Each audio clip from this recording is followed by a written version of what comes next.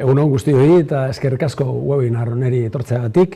Muchas gracias a todos por venir a este webinar. Soy Joseba Madariaga, director de estudios de Laboral Kutxa, y aproximadamente mi presentación durará en el entorno de los 35-40 minutos. Después habrá un espacio donde podréis hacer las preguntas que consideréis oportunas, ¿no? Y finalmente pasaremos una pequeña encuesta que os agradeceríamos que la respondierais.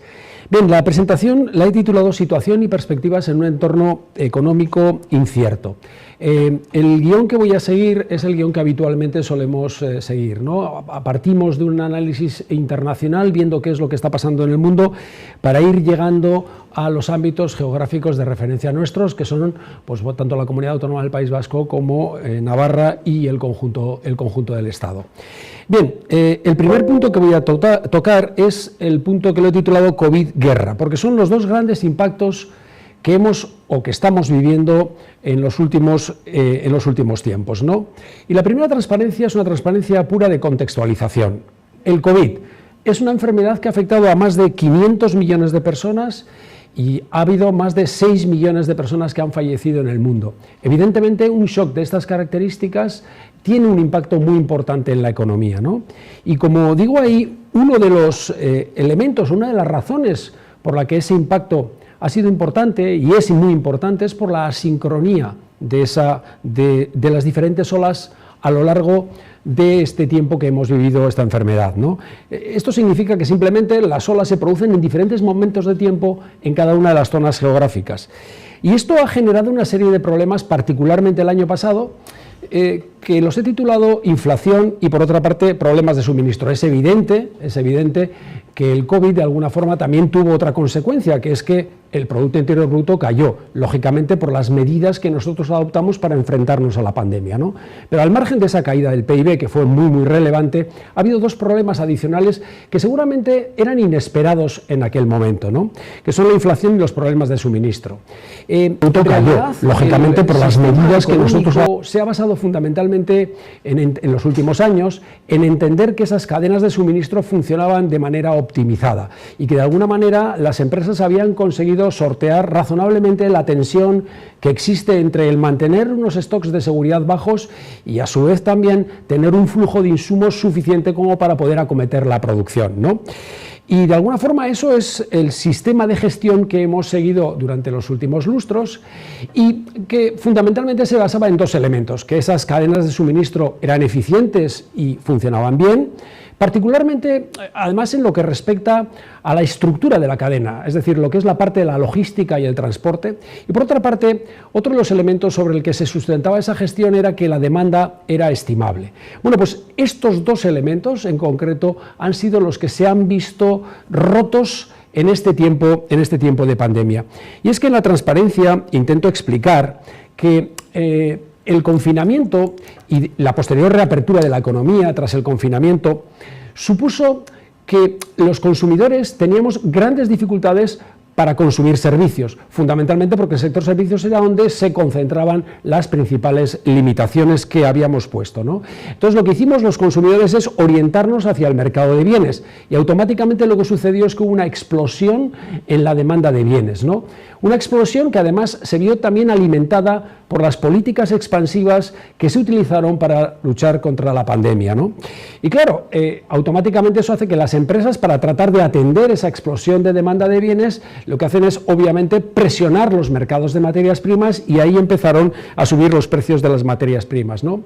Además, pasó otra cosa muy importante y relacionada con esa sincronía que he comentado antes, es que la segunda mitad de 2021 en Asia afectó particularmente a la variante Delta y no pudo haber una rotación hacia los servicios. Así como nosotros ya estábamos rotando del mercado de bienes al mercado de servicios, porque a partir de mediados de 2021 ya de alguna manera las restricciones del sector servicios fueron liberándose, en Asia no, es decir, continuaba esa presión sobre la demanda de bienes, ¿no? Y si a esto le unimos otro elemento muy importante como es la escasez de trabajadores, escasez que se puede asociar a diferentes razones. Por un lado, pues simplemente puedes pensar que la gente no se activa, no quiere trabajar por el hecho de que tiene miedo, bueno, precisamente a enfermar, ¿no? O, si se quiere, hay otras versiones que dicen, no, es que la escasez de trabajadores está relacionada con las generosas ayudas que se han ido dando. Bueno, si metemos todo eso en la coctelera, todo eso nos llevó a un problema de inflación y a un problema de, además de que faltaban determinados suministros manufactureros, ¿no? Para terminar el círculo, la parte final del año fue una parte también muy curiosa, donde empezaron a subir los precios fundamentalmente del gas y de la electricidad, ¿no?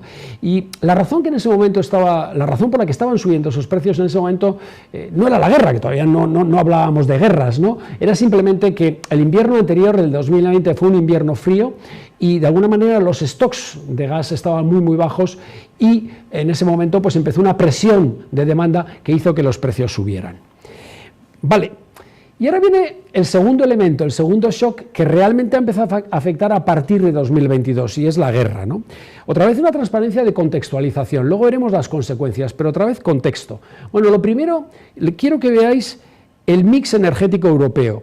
Si nos fijamos en esa figura, podemos ver que el 68% de la energía que nosotros utilizamos en Europa, que son petróleo, gas y carbón, fundamentalmente es algo que importamos.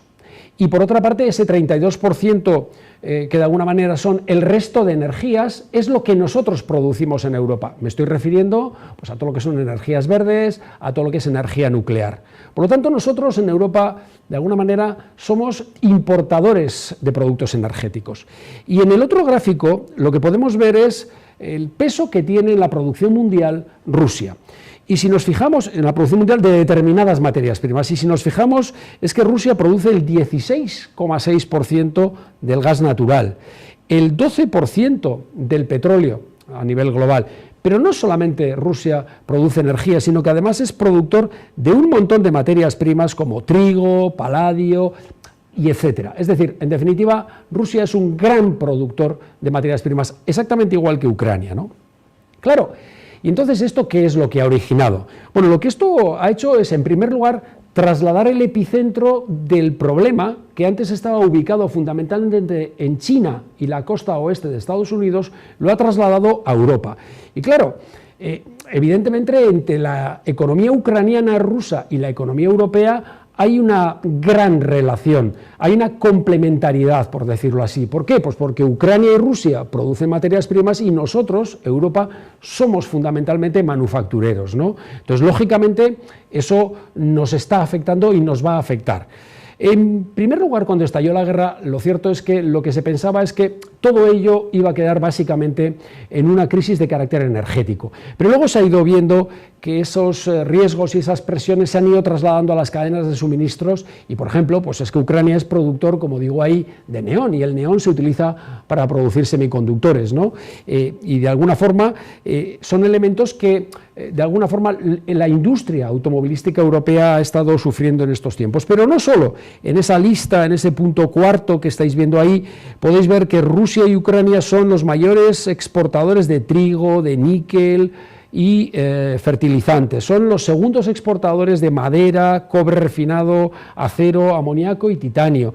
Y los terceros de aluminio, carbón y turbinas de gas. Bueno, y en definitiva, tienen muchísima relevancia y evidentemente cualquier crisis de suministros nos va a afectar claramente a los europeos, ¿no? Y fundamentalmente, como digo ahí en el último punto, lo que nos afecta particularmente en estos momentos, o nos preocupa particularmente en estos momentos, es la posibilidad de que se dé una crisis alimentaria, porque también, como hemos visto antes en la transparencia anterior, son grandes productores o grandes exportadores de trigo, maíz, fertilizantes, ¿no? Y de alguna manera, claro, el hecho de que haya menos trigo en el mundo está haciendo también que otros países, como India, pues no exporten el trigo que ellos tienen, y eso está afectando a los precios, y eso puede derivar para nosotros, para los europeos, en una escalada de precios, y en otros países, como aparece por ahí África, pues podría incluso darse una crisis humanitaria, ¿no?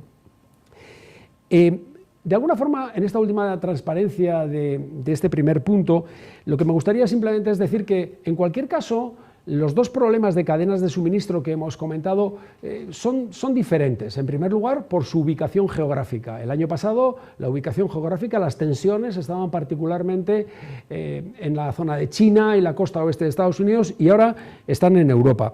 En segundo lugar, las presiones, los problemas del año pasado estaban derivados de que había falta de determinados productos manufacturados, semiconductores, por ejemplo, ¿no? Sin embargo, los problemas de este año son la falta de materias básicas, es decir, de productos mucho más, materias primas puramente básicas, ¿no? Y en tercer lugar, también es importante darnos cuenta que la responsabilidad del shock también es distinta. El año pasado era un problema de demanda, la demanda fue la que originó el problema y este año no, este año lo que estamos es ante un problema de oferta. Bien, vamos a tratar de ver ahora qué está pasando con el crecimiento a nivel global, a nivel de España y a nivel de la comunidad autónoma, el crecimiento del Producto Interior Bruto, ¿no? Bueno, y vamos a hacer una mirada desde diferentes ámbitos, vamos a hacer una mirada de medio plazo y luego vamos a mirar el corto plazo. Bien, para empezar con los países desarrollados y en una mirada de medio plazo, en esta transparencia hay dos figuras que yo creo que son interesantes. Lo primero es comparar el último dato de PIB, que es el dato de primer trimestre de 2022, ese es el último dato que tenemos en estos momentos, compararlo con el dato previo a la pandemia, con el cuarto trimestre de 2019, y ver si hemos superado el nivel de PIB que teníamos el cuarto trimestre de 2019 o no. Bueno, ahí tenéis el resultado de esa comparación. Tenemos Alemania, Francia, la zona euro y Estados Unidos. Como podéis ver, en Alemania todavía no se ha alcanzado el nivel de PIB previo a la pandemia. El dato de marzo está un 0,9% por debajo del dato del cuarto trimestre de 2019. Sin embargo, tanto en Francia como en el conjunto de la zona euro ya hemos superado, en Francia un 1% por encima, en la zona euro un 0,5% por encima, ya hemos superado el nivel previo a la pandemia. Y para terminar, en Estados Unidos lo han superado de calle, como se puede ver ahí, pues es un 2,8% la renta superior a la que tenían el cuarto trimestre de 2019. También es cierto que las razones que hay detrás son las espectaculares medidas de política fiscal y de política monetaria que han utilizado o que han aplicado en Estados Unidos, ¿no? Fijaros que los europeos, con estos 750.000 millones que de alguna forma hemos dedicado como gasto público, o vamos a dedicarlos, ¿no? Estamos sorprendidos porque ha sido una medida absolutamente sorprendente y además contundente, no solamente sorprendente sino contundente, ¿no? Bueno, pues en Estados Unidos es que no son 750.000 millones, ¿no? Es que son 2 billones lo que los paquetes fiscales que de alguna forma han utilizado para tratar de enfrentarse a la pandemia. Lógicamente eso explica, por tanto, que ellos están clarísimamente por encima de los datos previos, ¿no? Y en la figura de al lado vemos también algo que yo creo que es interesante, es decir, una cosa es alcanzar el nivel previo a la pandemia, una cosa es superar esa raya discontinua roja que se ve en esa figura, que solamente no la ha superado Alemania, que tanto Francia como la zona euro como Estados Unidos la han superado, pero otra cosa es que todavía ninguna de las 4 zonas geográficas que están ahí contempladas han alcanzado el nivel que hubiesen tenido si no hubiese habido pandemia, que viene marcado por esa línea discontinua verde. Es decir, hemos perdido la tendencia del crecimiento. Sí que es verdad que estamos alcanzando el nivel previo al que teníamos, pero todavía nos queda por alcanzar ese nivel que hubiésemos tenido si no hubiese sucedido este hecho. Bien, ahora vamos a mirar el crecimiento desde una perspectiva un poquito más de corto plazo. ¿Qué está pasando en estos momentos en la economía? Bien, en esta figura tenemos el último dato, el dato de marzo, y 2 comparaciones. Comparación con el trimestre anterior, es decir, con el cuarto trimestre de 2021, y comparación con el año anterior, con primer trimestre de 2020, ¿no? Como podemos ver, el último trimestre ha sido un trimestre de crecimiento muy pequeñito. Esos rectángulos azules que se ven ahí son rectángulos muy pequeñitos. En Alemania el PIB ha crecido un 0,2% con respecto al cuarto trimestre de 2021. En Francia ha empatado con respecto al cuarto trimestre. La zona euro ha crecido 3 décimas y Estados Unidos incluso ha caído con respecto al cuarto trimestre. Claro, aquí la duda está, ¿y esto qué será? ¿Será que ya se está de alguna forma reflejando estas tensiones geopolíticas que estamos viviendo? Bueno, luego veremos a ver si somos capaces de responder a esa pregunta. Si hacemos la comparación en términos anuales, la verdad que esta comparación yo creo que tiene poco sentido, porque sería comparar el primer trimestre de este año con el primer trimestre de 2021, donde todavía había restricciones. Lógicamente, esa comparación quedamos muy bien, los rectángulos de color salmón son rectángulos muy elevados, claro, el PIB de este primer trimestre comparado con el del año anterior es claramente superior. Vamos ahora a la siguiente figura. En la otra figura tenemos la producción industrial. Los problemas que estamos viviendo son problemas que particularmente están afectando al sector industrial. Entonces, bueno, es interesante ver qué está pasando en la producción industrial, que es una serie muy relevante y muy homogénea a nivel global para hacer comparaciones. Y en esa figura tenemos dos datos interesantes. Uno es el dato del primer trimestre comparado con el cuarto trimestre de 2021 y el último mes, que es el mes de abril, comparado con el mes de marzo. Bueno, ¿qué es lo que podemos ver? Bueno, pues que el primer trimestre de este año ha sido un trimestre, bueno, donde la producción industrial ha crecido. Es decir, si nos fijamos, en Francia ha crecido un 0,6%, en Alemania un 0,5%, en Italia ha caído, pero en la zona euro ha crecido un 1%. En definitiva, ha sido un trimestre donde ha habido una actividad o una producción que ha sido razonable. Si miramos, pero sí que es cierto que si mirásemos mes a mes, veríamos que se ha ido desinflando. En enero empezó fuerte y luego fue pinchando y marzo fue un mes malo, donde ahí empezábamos todos a decir, ¿será la guerra? Bueno, realmente si miramos el mes de abril, que es la última línea de números que aparece en el gráfico, el mes de abril ha sido razonablemente bueno. También es verdad que estamos comparando abril con marzo, donde marzo ha sido malo, pero el mes de abril ha sido un mes razonablemente bueno. Vamos a pasar ahora a ver España. Bueno, en España tenemos otra vez una mirada de medio plazo. En primer lugar, en esa figura tenemos el PIB por oferta y demanda. No vamos a analizar todas las cifras, pero tenéis tres datos o tres filas de datos que son interesantes. La última es comparándonos con antes de la pandemia. Fijaros, el PIB está un 3,6% por debajo del cuarto trimestre de 2019. Vamos con mucho retraso con respecto a los países que hemos visto en la transparencia anterior, donde Alemania era el único que estaba un 0,9% por debajo, ¿no? Pues España está un 3,6% por debajo, ¿no? Y en general esto sucede en varios de los componentes, tanto por el lado de la oferta como por el lado de la demanda, como os podéis ver ahí. Por ejemplo, uno de los elementos que más sorprende es el hecho de que el consumo esté un 8,2% por debajo de los datos previos a la pandemia, ¿no? Donde realmente muchos economistas pensábamos que de alguna forma esa bolsa de ahorro no deseado que se produjo por el confinamiento, pues era una bolsa que de alguna manera iba a poder aflorar a lo largo de 2021, no lo hizo, pensábamos que iba a ser en 2022 cuando iba a aflorar y todavía pues no lo ha hecho, ¿no? En la figura de al lado lo que podemos ver es un gráfico similar a antes. ¿Qué es lo que vemos? Que ninguna de las rayas que aparecen ahí han alcanzado la línea discontinua roja, es decir, no hemos alcanzado los niveles previos a la pandemia. Y no solo eso, claro, evidentemente tampoco hemos alcanzado la tendencia, ¿no? Si miramos ahora en la producción industrial, su comportamiento, podemos ver que el comportamiento de la producción industrial pues es muy similar al que hemos descrito antes, ¿no? Un primer trimestre donde el crecimiento trimestral pues ha sido positivo, donde el comportamiento de la producción industrial ha sido positivo, exceptuando en el epígrafe de los bienes intermedios y los bienes manufactureros, pero en general un buen comportamiento de bienes de equipo que lleva a una producción industrial de un 0,4% más que el cuarto trimestre de 2021, y de nuevo un mes de abril que ha sido positivo, después de un marzo malo, un mes de abril que ha sido positivo, donde la producción industrial ha crecido un 2,1% con respecto al dato de marzo, ¿no? Y todo esto tenemos que combinarlo con unos datos de empleo, que es la figura que tenemos al lado, que han sorprendido, que sorprenden. Es que en términos de afiliados estamos clarísimamente por encima de los datos previos a la pandemia, ¿no? Y esto es uno de los elementos que los economistas intentamos interpretar, porque dices, o sea, en cuanto a PIB estamos un 3,6% por debajo y empleo por encima de los datos de antes. ¿Cómo se puede explicar algo que en principio no es fácil? Porque PIB y empleo son dos variables que van hermanadas. Si el PIB sube, el empleo sube, y si el PIB baja, el empleo baja.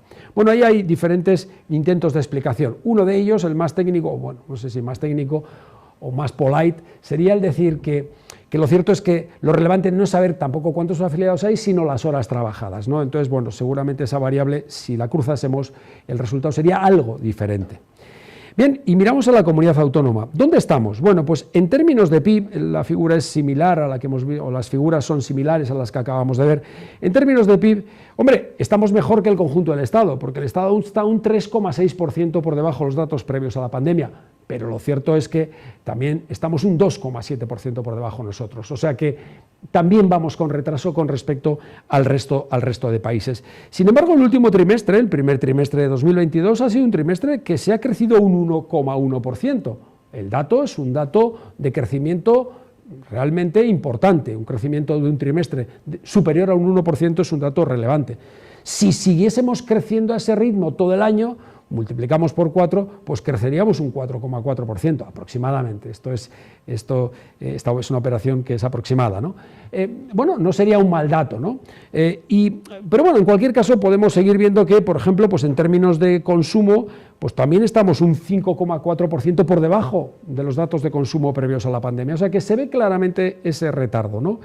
Y en cuanto al empleo, pues algo parecido a lo que sucede en el conjunto del Estado, salvo que todavía el sector industrial está por debajo, un 2% por debajo de los datos previos a la pandemia. Es decir, tanto en el sector servicios como en el sector de la construcción, de alguna manera hemos superado ya el número de afiliados que teníamos en 2019, pero en el sector industrial no.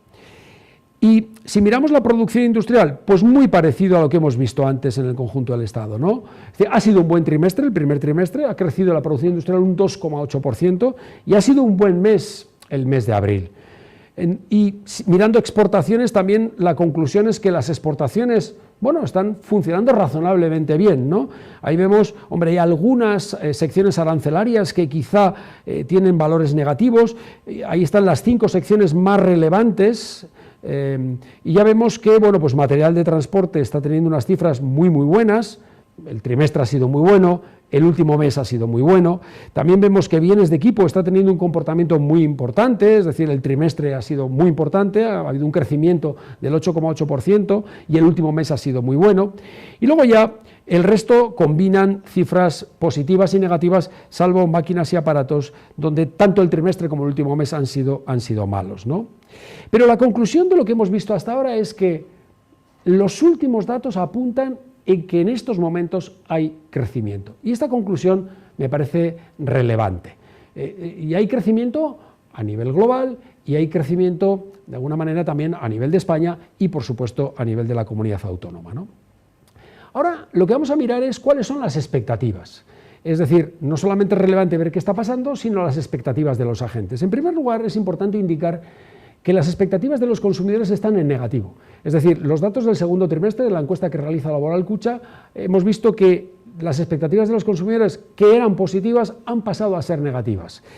Y eso está sucediendo también no solamente a nivel de la comunidad autónoma, sino también en España y a nivel de la Unión Europea, ¿no? Y lo que vamos a ver ahora, lo que estáis viendo delante en la transparencia, son las expectativas de las empresas, ¿no? Ahí tenéis el índice de gestores de compras, tenéis el dato mayo, porque los datos de junio todavía no están del todo disponibles, enseguida lo estarán, en breve estarán, y este es un indicador que seguimos mucho porque tiene mucha relación con el Producto Interior Bruto, y es muy sencillo de interpretar. Valores por encima de 50 indican expansión, valores por debajo indican contracción. Y no solamente importa ver el valor, sino también su evolución. Entonces, si nos fijamos el índice en su conjunto, el índice luego está formado por diferentes subíndices, pero si nos fijamos el índice en su conjunto está por encima de 50, es cierto que el sector manufacturero no lo está, pero es verdad que el sector manufacturero en mayo ha pasado de un valor de abril de 48,6 a 49,7, es decir, ha habido una mejora, y en sector servicios está claramente por encima de 50. Por lo tanto, podríamos concluir que las expectativas de las empresas en principio son positivas. El desglose que tiene este índice, bueno, pues podemos ver cómo, si nos fijamos, por ejemplo, en factores relacionados con la demanda, podemos ver que nuevos pedidos también está en positivo, y está en positivo tanto a nivel total como en el sector manufacturero y en el sector servicios. Es decir, las empresas están teniendo nuevos pedidos.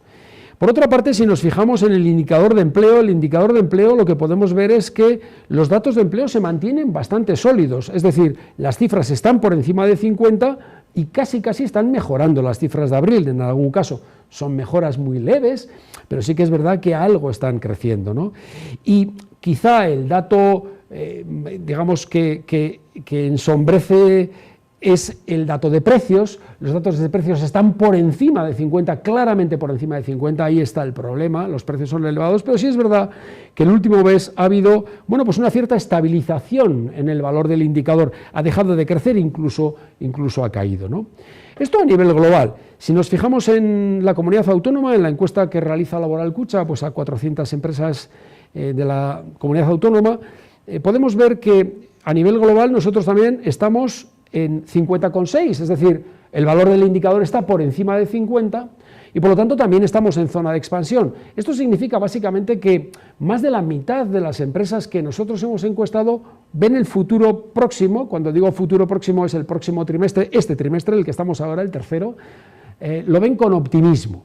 Es verdad que no todos los subindicadores a partir de los cuales se obtiene ese valor están por encima de 50. Pero vamos a fijarnos, por ejemplo, vemos que la actividad está claramente por encima de 50, 50,4, y por tanto eso hace que la expectativa de facturación también esté claramente por encima de 50 y de alguna manera los pedidos también están en 53, es decir, vemos que la actividad es un hecho, se espera que haya actividad este trimestre. ¿Cuáles son los lunares? Pues los lunares son fundamentalmente los precios, que están clarísimamente por encima de 50, 57,1, y evidentemente eso es lo que hace los efectos, las derivadas que tiene eso, es que su coste está en términos de rentabilidad, es la rentabilidad de las operaciones la que previsiblemente se va a ver un tanto mermada, y también hay ciertas dudas acerca de la inversión, no tanto acerca del empleo. Bien, con esto cerramos este primer apartado, que es el apartado de crecimiento. En el apartado de crecimiento lo que hemos visto es que los últimos datos nos apuntan o nos indican que estamos creciendo y en principio las expectativas en estos momentos son positivas, repito, para el futuro próximo, que son los próximos meses, este trimestre en el que estamos ahora. Vamos a pasar ahora a analizar el apartado de precios. En este apartado, en la primera transparencia, lo que podemos ver es, bueno, pues qué está pasando con el precio de las materias primas, es esta figura de aquí, y por otra parte, qué está pasando con el precio del petróleo, ¿no? Bueno, pues ya vemos, son tasas interanuales, son comparaciones de los precios el mes concreto con el mismo mes del año anterior. Lo que podemos ver es que los alimentos, que es esta línea naranja, mantienen tasas de crecimiento cercanas al 20%. Son tasas de crecimiento importantes. Sin embargo, es cierto que el último mes, en mayo, las materias primas y las materias primas industriales están en negativo, es decir, los precios están cayendo con respecto a mayo de 2021. Y por otra parte, en términos de petróleo, vemos que después de esos máximos que se producen en marzo, ha habido una corrección, aunque las tasas de crecimiento de los precios todavía son muy importantes. Los precios hoy son un 60% mayores que hace escasamente un año. Todo esto, toda esta cuestión, todo este comportamiento de las materias primas que antes hemos explicado por qué ha sucedido, es lo que nos ha llevado a tasas de IPC muy elevadas. En España nos ha llevado a una tasa el dato de mayo es un 8,5, el dato que acaba de salir ya sabéis que supera incluso el 10%, aunque todavía no tenemos más desglose. El subyacente en mayo estaba en un 4,7 y no solamente en España, sino también en Europa, el dato de mayo de precios está en un 8%, el subyacente en un 4,4%, es decir, de alguna manera todos esos elevación de precio de las materias primas se ha trasladado claramente al IPC, ¿no? Y en esta figura, que es un poco compleja, podemos ver exactamente qué elementos de la cesta de la compra son los que están aportando inflación, ¿no?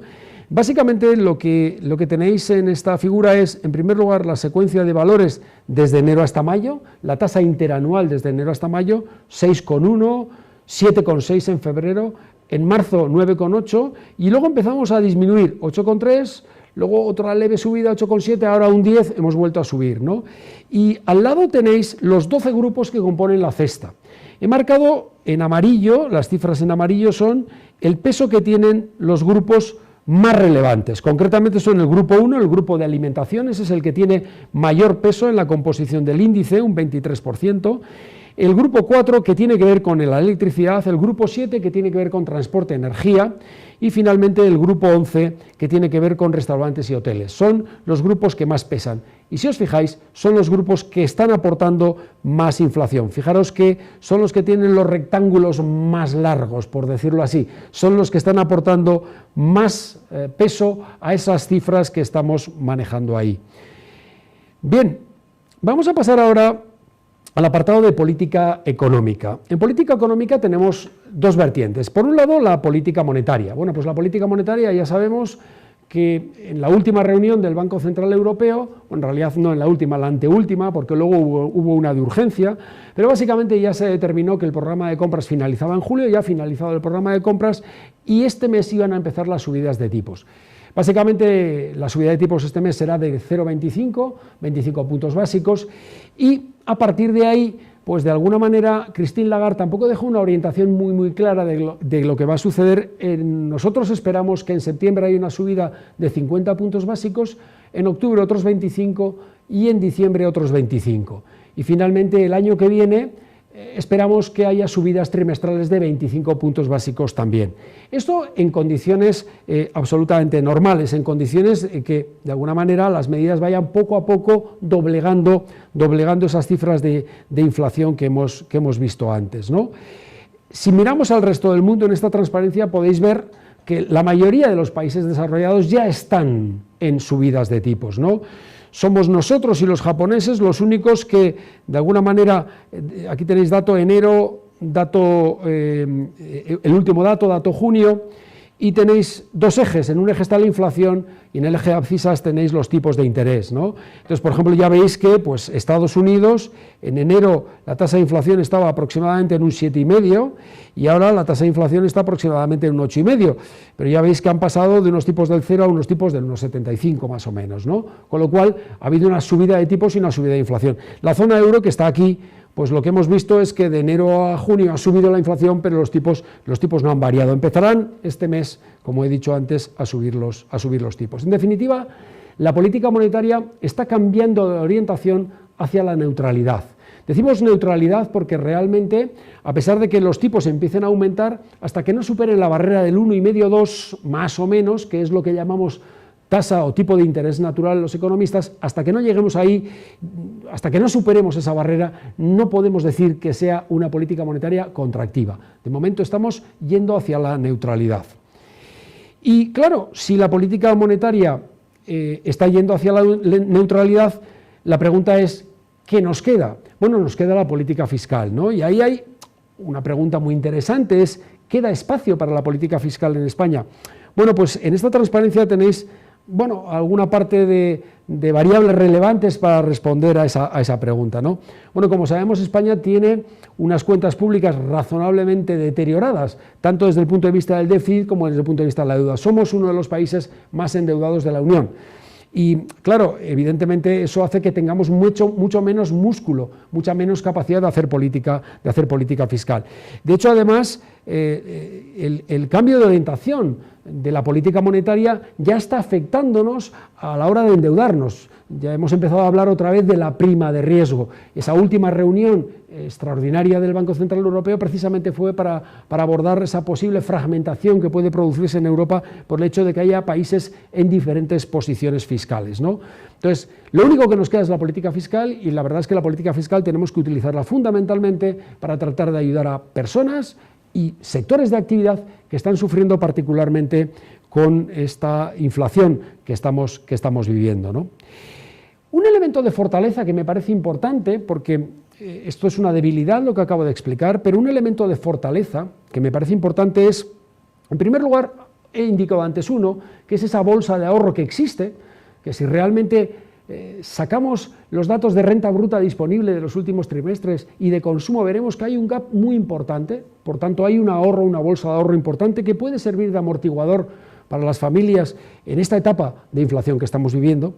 Pero otro elemento de soporte muy importante de la economía lo estamos viendo en esta transparencia, es que la posición del sector privado es una posición razonablemente saneada. Fijaros que en 2013, aquí tenéis la deuda total del sector privado y sector público, tenéis la deuda en la línea roja es España, el resto son Francia, Alemania, Italia y la zona euro. En 2013 éramos los campeones.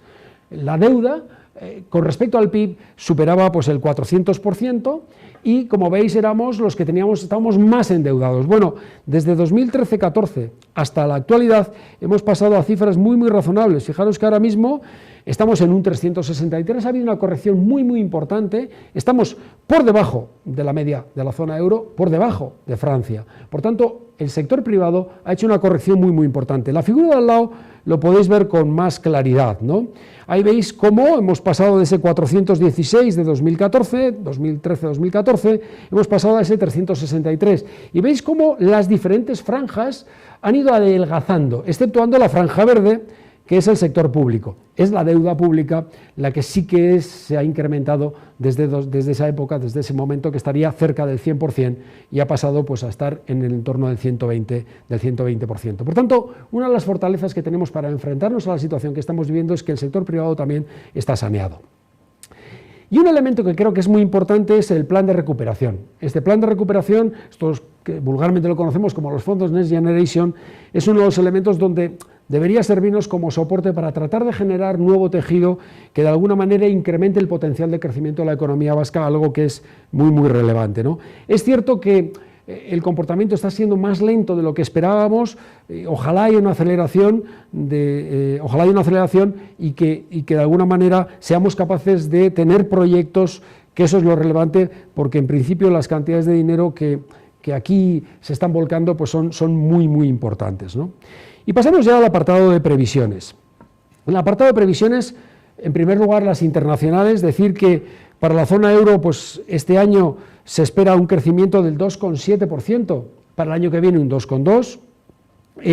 Eso en cuanto a PIB. Si nos fijamos en cuanto a precios, que está en la figura de al lado, pues se espera un crecimiento de los precios en el entorno, para este año, tasa de crecimiento media en el entorno del 7%, para el año que viene estar en el 2,6%, es decir, bueno, pues se espera crecimiento, tanto para este año como para el que viene, y también se espera que la inflación vaya revertiendo y que el año que viene vayamos a cifras, aunque por encima de ese 2%, vayamos a cifras que sigan siendo, bueno, pues que sean razonables, ¿no? Sí que es cierto que es importante que nos demos cuenta que ha habido un cambio absolutamente impresionante en cuanto a las previsiones, tanto de PIB como de precios, desde comienzos de año hasta aquí. Y esto es lo que intento explicar en esta transparencia, ¿no? ¿Qué ha pasado? Por ejemplo, nosotros, ¿no? Nosotros en diciembre, nuestras expectativas eran que este año creciésemos mucho, hablábamos incluso de una tasa de crecimiento del 6%, y que los precios estuviesen contenidos en un entorno muy razonable, en un entorno del 3% este año.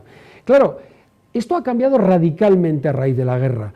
Lo que ha sucedido es que las previsiones de crecimiento se han contraído y las previsiones de crecimiento de precios han aumentado muchísimo. Y eso es lo que tenéis aquí, ¿no? Son las variaciones en la predicción de PIB y precios desde enero hasta este último mes, hasta el mes de junio, ¿no? Y por ejemplo, en la eurozona, ¿qué ha pasado? Pues en la eurozona ha habido una caída de la previsión de crecimiento del 1,3%. En enero esperábamos crecer un 1,3% más que ahora. Y sin embargo, ha habido un incremento de la expectativa de precios para este año. Ahora esperamos que los precios crezcan un 3,7% más que lo que esperábamos en enero. O sea, ha habido una alteración muy importante, y la razón de todo esto es la guerra, ¿no? Aquí tenemos el dato de España. En España se espera para este año la media de todos los opinadores que aparecen en esa transparencia es un 4,3% y un 3% para 2023. Y en términos de precios se espera una tasa media de crecimiento de los precios este año del 7,5%, es decir, muy similar a lo que se espera en la zona euro que hemos visto antes, y del 2,3% para el próximo año. Y finalmente, nuestras expectativas las tenéis aquí. Yo miraría 2022 porque el entorno tiene muchísima incertidumbre. 2023, bueno, están ahí, pero las miraría un poquito más de reojo. En 2022, ¿qué esperamos? Bueno, pues que la comunidad autónoma crezcamos en el entorno del 3,6%, que Navarra, en la Comunidad Foral de Navarra, crezca un 3,5% y que los precios estén en el entorno del 8%, para llegar a un 2023 donde bajarían esas tasas de crecimiento y también las tasas de crecimiento de los precios irían a un entorno más razonable, aunque por encima de ese 2%. Pero sí que es verdad que lo que hay es clarísimamente una situación de incertidumbre. Bien, y pues esta es la presentación de 40 minutos y ahora pues podéis hacerme las preguntas que consideréis oportunas, ¿no? Ya van llegando algunas preguntas. Si la rentabilidad es claramente negativa, ¿cómo puede quererse transmitir una imagen positiva? Bueno, vamos a ver, el índice no está, vamos a ver, dicho de una manera, la manera en que nosotros construimos este índice es la manera en que se construye en Europa, o sea que es un índice que esta cifra del 50,6 se obtiene como una media ponderada de las cifras que aparecen debajo. Es decir, 50,6 es una media ponderada del 49, del 52, del 35, donde los pesos que se le da a cada uno de esos componentes son distintos. Entonces, bueno, el índice se hace con una determinada metodología y el resultado es el que es. El resultado es 50,6. Es decir, la pregunta es si la rentabilidad es claramente negativa. Hombre, la expectativa de rentabilidad de las empresas es pesimista, eso es lo que nos están diciendo, pero a su vez eso también se combina con una expectativa optimista en otros ámbitos, como son los pedidos, como es la actividad, como es la facturación. Entonces, cuando metes en la balanza, cuando das los pesos a cada uno de esos elementos, el resultado que sale es un 50,6. Es cierto que está cerquita de la zona de ni frío ni calor, que es el 50, o es cierto que está cerquita, si quieres, del pesimismo, pero sí que es verdad que está en la parte positiva. Es coherente, en principio, con zona de expansión. También es verdad que estas encuestas de expectativas, a mí sí me gustaría dejar claras dos cosas. En la primera parte del análisis se han analizado los datos concretos, objetivos de los últimos indicadores. Y lo que hemos visto es que hay crecimiento. Los datos de expectativas es cierto que son volátiles y siempre suelen depender también del momento en el que se hacen las encuestas.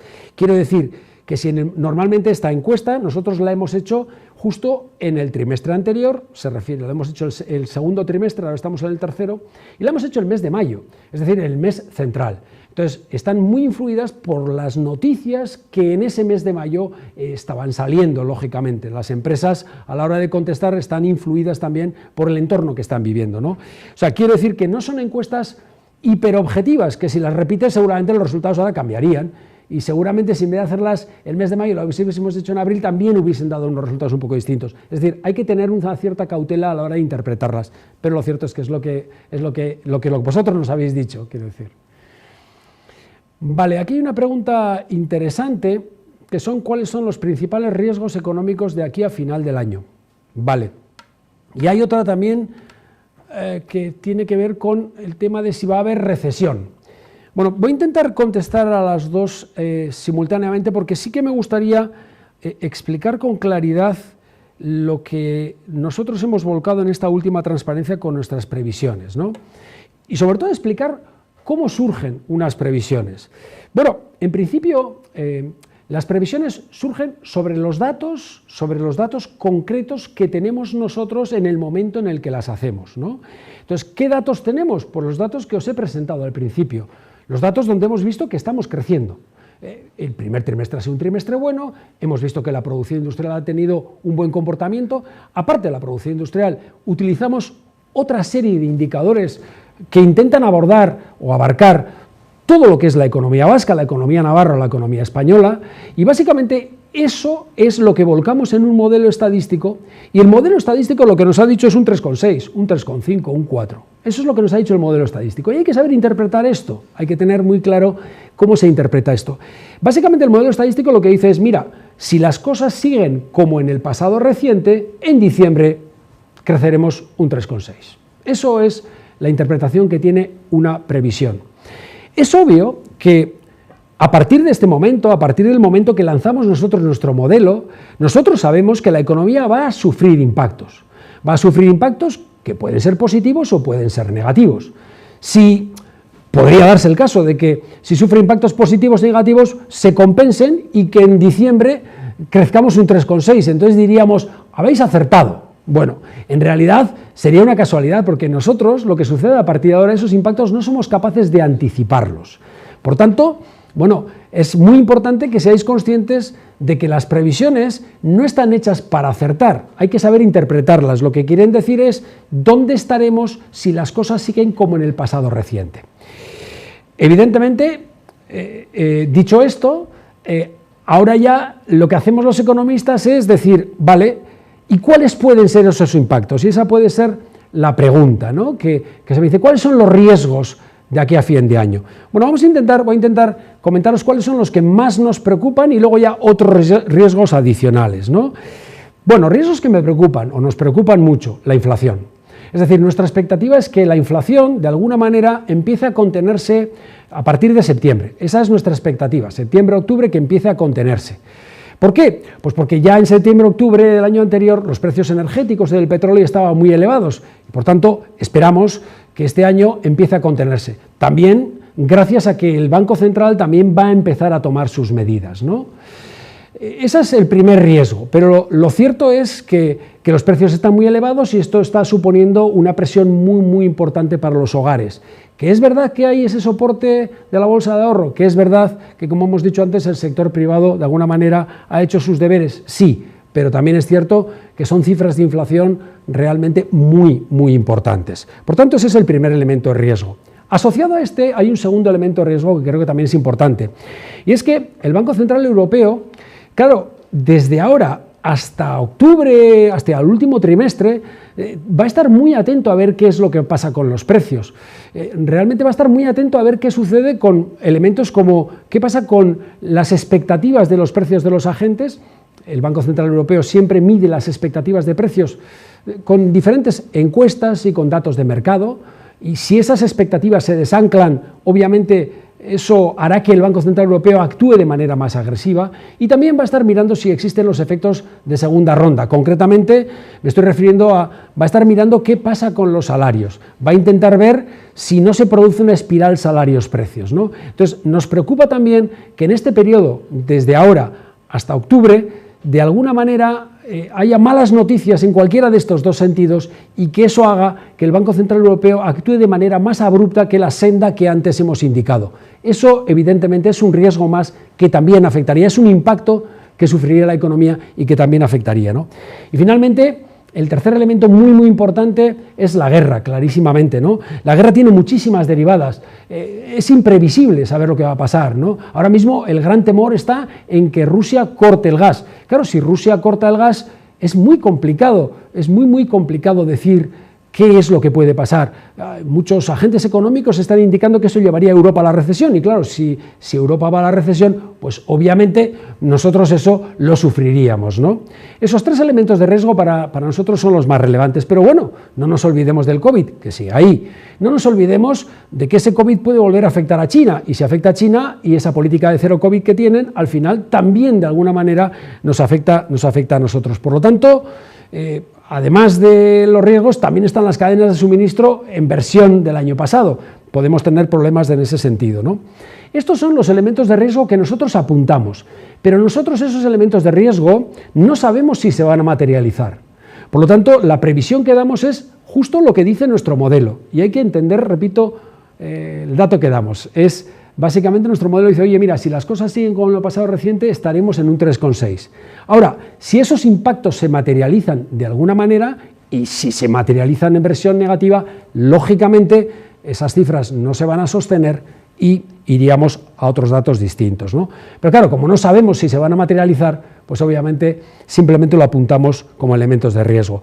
Sí que es cierto que hay de alguna manera podríamos decir que el sesgo parece que es negativo. No se nos ocurren impactos positivos, ¿no? Más allá de los fondos Next Generation, ¿no?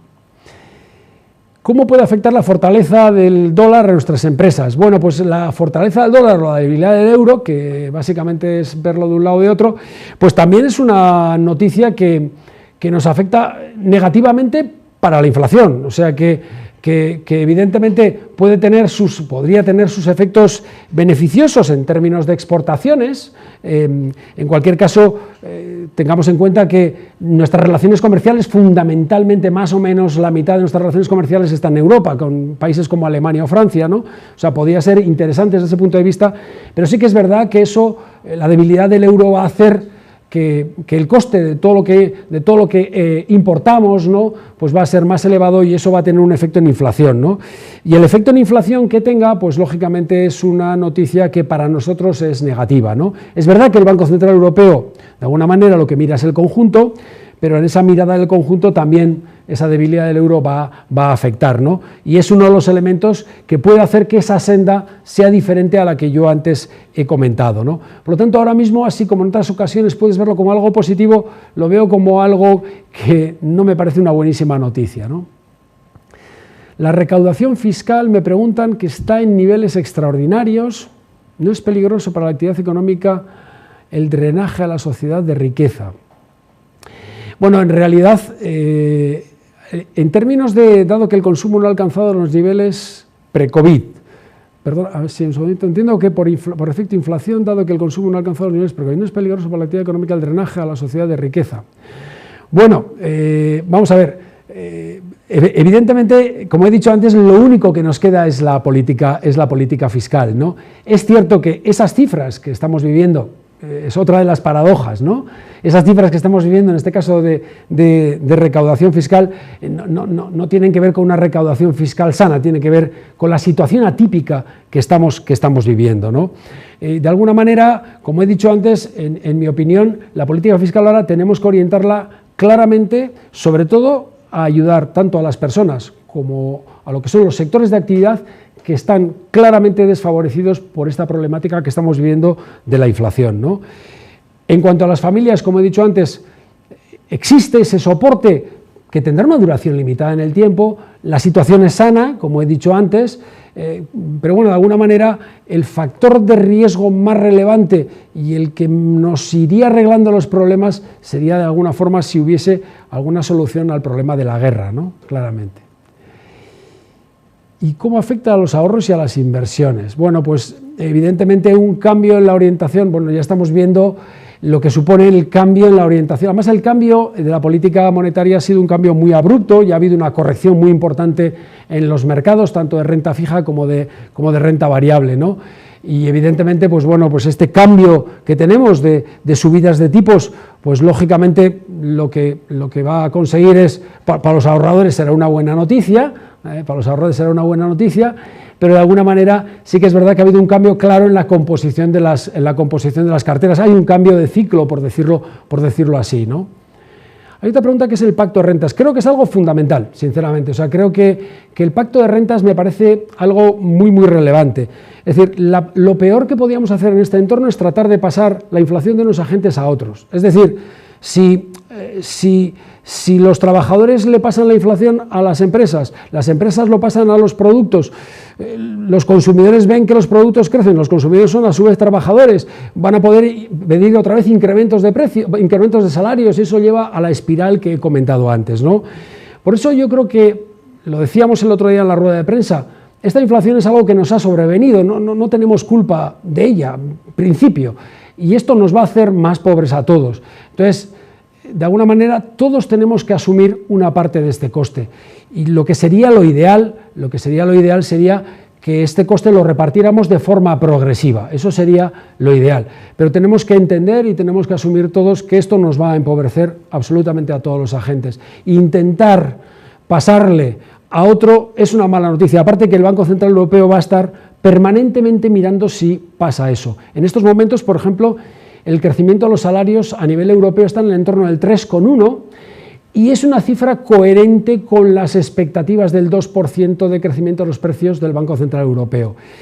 Las series que utiliza el Banco Central Europeo son series que salen normalmente trimestralmente y entonces va a estar muy vigilante a qué es lo que está sucediendo con los salarios. Por ejemplo, el sindicato IG alemán, las últimas negociaciones que ha habido, si os fijáis en Alemania, por daros unos datos que puedan ser interesantes, en Alemania la expectativa más o menos es que en 2022 si os fijáis prácticamente entre 2022 y 2023 en todos los países se esperan más o menos 10 puntos de inflación. En Alemania un 6,6 este año y un 3 el año que viene. En España, por ejemplo, pues es un 7,2 y un 2,1. La suma de los dos datos un 10%. Bueno, pues en las últimas negociaciones que han materializado positivamente, pues se han aprobado crecimientos de salarios 3% este año y 3% para el año que viene. Es decir, un 6% y ahí hay una pérdida implícita del 4%, ¿no? Bueno, ese pacto de rentas, ya digo que me parece que es un elemento muy, muy importante, ¿no? Si la política monetaria restrictiva no frena los precios y a la vez separa el crecimiento, estaría cerca la estanflación. Bueno, la política monetaria restrictiva, si se empeña, la verdad que la política monetaria parará los precios. Lo que pasa es que claro, la economía es una ciencia en la que no podemos controlar, tenemos las causas y los efectos, no podemos controlarlos perfectamente, ¿no? Entonces, por eso normalmente los bancos centrales suelen tener bastante cautela a la hora de ir subiendo los tipos, ¿no? El movimiento de subida de 75 puntos básicos de Estados Unidos el otro día, por ejemplo, fue un movimiento muy abrupto, ¿no? Muy sorprendente, inesperado y sorprendente, ¿no? Bueno, pues, hombre, lo cierto es que lo que nos preocupa es movimientos abruptos, preferimos que haya una senda clara y para eso es importante que la inflación vaya disminuyendo, pero el Banco Central, si se empeña, parará la inflación. Lo que pasa es que el parar la inflación tendrá también un coste importante en términos de crecimiento, ¿no? Y eso es un tema que ciertamente a nosotros nos preocupa. Me he saltado la transparencia, pero es un tema preocupante, ¿no? Porque tú dices, hombre, por ejemplo España, ¿no? En España la medicina política monetaria restrictiva tiene sentido aplicarla ahora. Bueno, pues nosotros decimos que las políticas, tanto monetaria o fiscal, tienen que ser contracíclicas, es decir, cuando las cosas van muy bien, cuando está el PIB por encima del PIB que podemos producir con nuestros recursos, es cuando tenemos que intentar atenuar la economía, porque es ahí donde se producen los incrementos de precios. O al revés, ¿no? Cuando estás por debajo de lo que puedes producir si utilizases todos tus recursos, es cuando tienes que animar la economía, ¿no? Y si miramos la situación de la economía española, ¿qué es lo que vemos? Pues que la tasa de paro de la economía española es superior a lo que llamamos la tasa de paro natural, es decir, al paro mínimo. Es un poquito superior, como se puede ver, esa línea roja va un poquito por encima de la línea azul. Y por otra parte, lo que vemos es que en 2022 el PIB está un 2,2% por debajo de lo que podríamos producir si utilizásemos todos nuestros recursos. Es decir, en España estamos por debajo de ese máximo que podemos producir.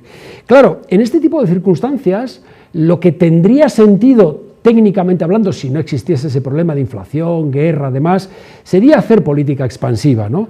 Hacer política contractiva sería hacer algo procíclico, en este caso. Por tanto, no es exactamente la medicina que deberíamos aplicar, porque no tenemos un problema de exceso de demanda, por dicho de otra manera, ¿no? Pero bueno, en cualquier caso, es la medicina que hay y es la medicina que nos van a aplicar, ¿no?